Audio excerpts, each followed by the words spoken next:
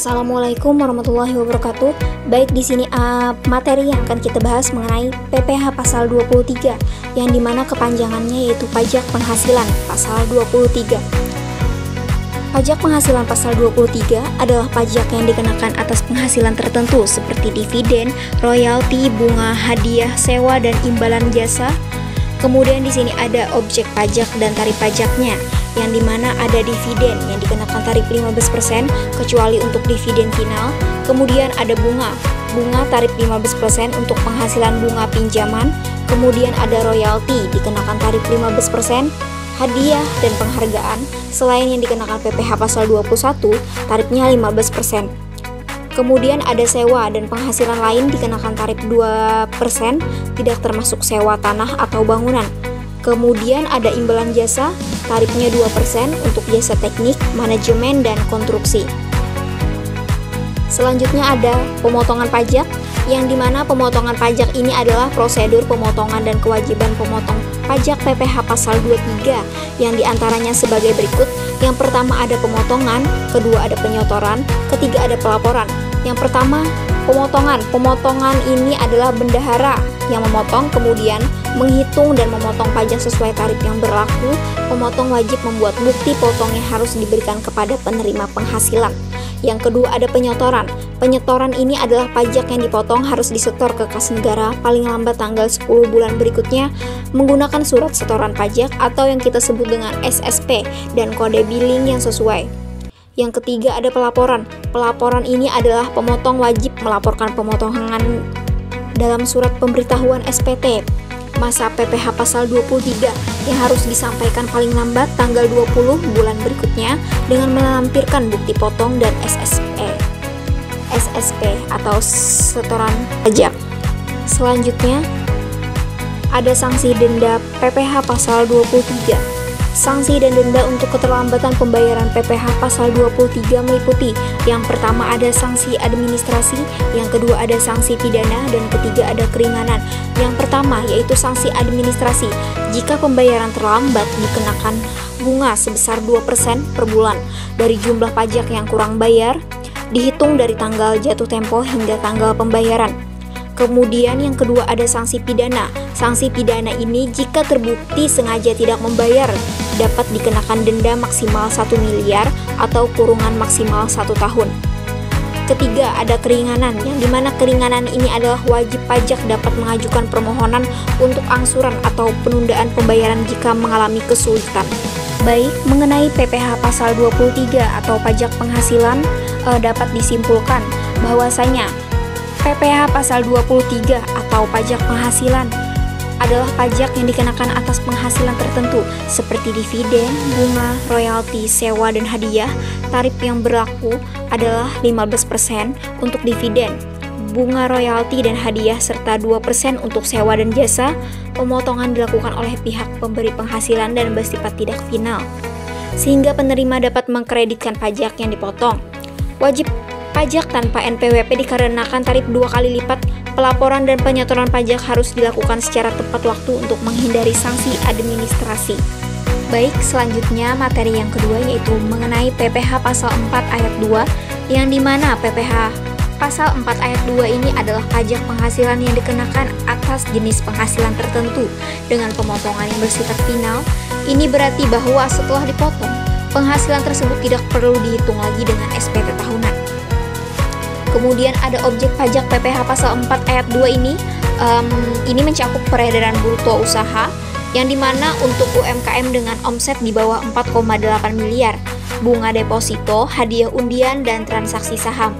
Tarif pajak bervariasi, misalkan 0,5% untuk omset UMKM. Kemudian ada pelaporan dan penyetorannya. Yang pertama penyotoran pajak, yang kedua pelaporan SPT, yang ketiga ada bukti potong. Yang pertama ada penyetoran pajak. Pajak adalah wajib pajak harus menyetor PPh yang dipotong ke kas negara paling lambat tanggal 15 bulan berikutnya. Penyetoran dilakukan dengan membuat kode billing terlebih dahulu.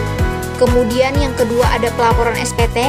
Pelaporan SPT ini adalah pelaporan pada masa PPh pasal 4 ayat 2 harus dilakukan paling lambat tanggal 20 bulan berikutnya setelah masa pajak terakhir.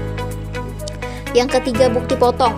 Pemotong wajib memberikan bukti potong kepada penerima penghasilan sebagai tanda bahwa pajak telah dipotong dan disetor. Kemudian ada sanksi dan denda PPh pasal 23, yang dimana sanksi-sanksi ini ada denda untuk keterlambatan pembayaran PPh pasal 23, meliputi yang pertama ada denda keterlambatan dan penyetoran. Yang kedua ada bunga atas kekurangan pembayaran. Yang pertama, denda keterlambatan penyetoran ini jika penyewa terlambat menyetorkan pajak yang telah dipotong, dikenakan denda sebesar persen per bulan dari jumlah pajak yang harus disetor, dihitung dari jatuh tempo hingga tanggal penyetoran. Bunga atas kekurangan pembayaran, yang dimana terdapat kekurangan dan pembayaran pajak akibat ketidakpatuhan, akan dikenakan bunga sebesar 2% per bulan dari jumlah pajak yang kurang bayar, dihitung dari jatuh tempo hingga pelunasan. Selanjutnya ada sanksi administratif, yang dimana ketidakpatuhan dalam pemotongan, penyetoran, dan pelaporan dapat mengakibatkan sanksi administratif berupa denda dan bunga. Kemudian ada sanksi pidana, yang dimana sanksi pidana ini adalah kasus pelanggaran berat yang merugikan pendapatan negara. Sanksi pidana dapat dikenakan termasuk penjara dan denda yang lebih berat. Jadi materi ini dapat disimpulkan bahwasanya PPh pasal 4 ayat 2 atau yang bisa kita sebut pajak penghasilan adalah pajak penghasilan final yang dikenakan atas jenis penghasilan tertentu seperti bunga deposito, hadiah, undian, sewa tanah atau bangunan, dan transaksi saham. Pajak ini bersifat final, artinya setelah dipotong tidak perlu dilaporkan dalam SPT tahunan. Tarif pajak bervariasi, misalkan 0,5% untuk omset UMKM di bawah 4,8 miliar. Prosedur pemotongan melibatkan identifikasi objek pajak dan penyetoran ke kas negara. Kewajiban pemotong termasuk membuat bukti potong dan melaporkan SPT. Ketaatan pada prosedur ini penting untuk menghindari sanksi administrasi. SPT tahunan WPOP. Apa sih SPT tahunan WPOP itu? SPT tahunan wajib pajak orang pribadi WPOP adalah surat yang digunakan oleh individu untuk melaporkan perhitungan dan pembayaran pajak penghasilan serta objek pajak lainnya sesuai dengan ketentuan perpajakan. SPT ini mencakup laporan mengenai penghasilan, harta, dan kewajiban selama 1 tahun pajak. Fungsi SPT tahunan WPOP. 1. Pelaporan pajak.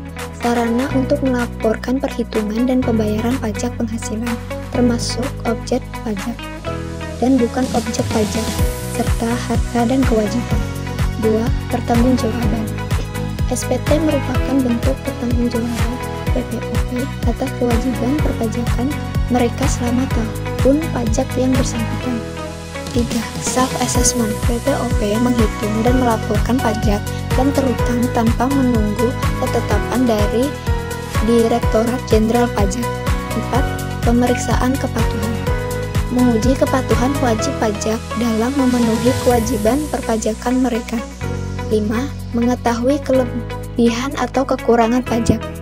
Wajib pajak dapat mengetahui apakah mereka memiliki kelebihan atau kekurangan pembayaran pajak yang harus diselesaikan.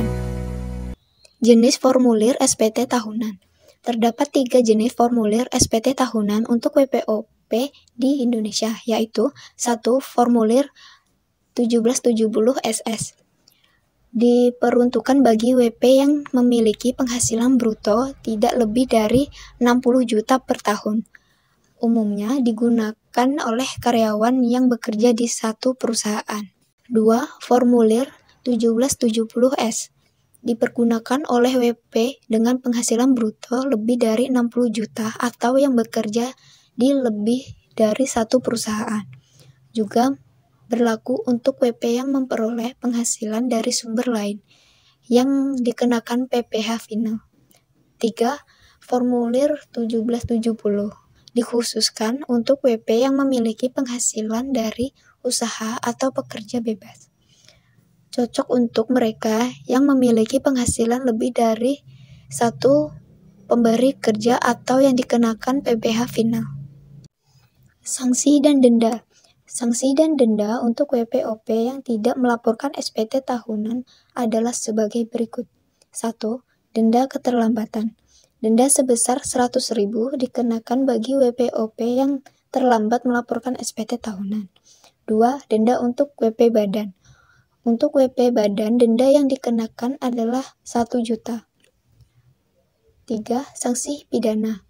Jika WP dengan sengaja tidak melaporkan SPT atau menyampaikan informasi yang tidak benar, bisa dikenakan sanksi pidana berupa penjara antara 6 bulan hingga 6 tahun dan denda antara 2 hingga 4 kali jumlah pajak terutang yang tidak dibayar. Kesimpulan, SPT tahunan wajib pajak orang pribadi adalah sarana yang penting untuk melaporkan penghasilan dan pajak terutang selama 1 tahun. Penggunaan formulir yang tepat sesuai dengan jenis penghasilan sangat krusial, dan keterlambatan pelaporan dapat mengakibatkan denda. Ketaatan dalam pelaporan SPT tahunan mendukung kepatuhan perpajakan dan menghindari sanksi administrasi maupun pidana.